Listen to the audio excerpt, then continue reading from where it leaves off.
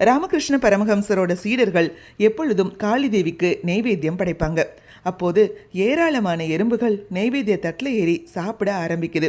தொடர்ச்சியாக இப்படி நடந்துட்டு இருந்ததால் பல எறும்புகள் அதில் சிக்கி உயிரும் இழந்தன. மற்றவர்களுக்கும் அந்த பிரசாதத்தை கொடுக்க முடியாமல் போயிடுச்சு. இது குறித்து ராமகிருஷ்ணரிடம் எறும்புகளை தடுக்க என்ன வழின்னு சீடர்கள் கேட்குறாங்க. இது ரொம்ப சாதாரணமான விஷயம். நெய்வேத்திய தட்டை சுற்றி சர்க்கரையை போட்டு வச்சிருங்க, எறும்புகள் அதை சாப்பிட்டுட்டு அப்படியே திரும்பி போயிடும் அப்படின்னு ஒரு தத்துவத்தையும் சீடர்களுக்கு சொன்னார். இந்த எறும்புகளைப் போலத்தான் மனிதர்களும் இருக்காங்க.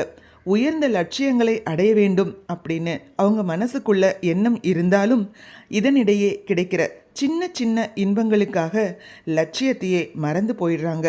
நீங்களும் உங்கள் லட்சியத்தை அடைய முயற்சி செய்யும் போது இடையில கிடைக்கக்கூடிய சின்ன சின்ன இன்பங்களை கண்டு மயங்கி விடாதீர்கள்னு சொன்னார். இந்த நாள் உற்சாகமான நாளாக